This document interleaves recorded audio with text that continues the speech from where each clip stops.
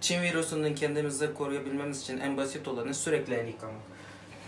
Önce peçete alıp peçeteyi musluğun üzerine koyacağız ki su sıçramasın, aynı zamanda elimiz tekrar kirlenmesin. Az su aldıktan sonra sabun alacağız ve avucumuzu böyle ovalayacağız. Arkadaşlar, elimizi temizlerken Doğu Türkistan Çin Nazi toplam kampları tutuklu olan milyonlarca Müslüman Türk'ü unutmamalıyız.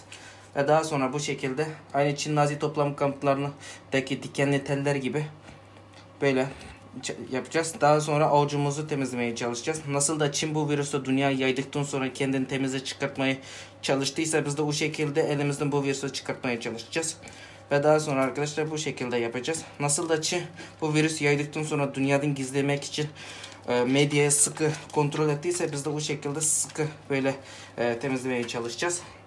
Daha sonra elimize suyu alıp elimizi temizleyeceğiz. Arkadaşlar, biz temiz su ve temiz sabun ile elimizi yıkayabiliyorken Çin Nazi toplam kamplarda tutuklu olan milyonlarca Müslüman Türkler el yıkama gibi basit bir temel ihtiyaçları bile tahmin edilmiyor. Daha sonra böyle kağıt havlu ile elimizi bu şekilde kurutacağız.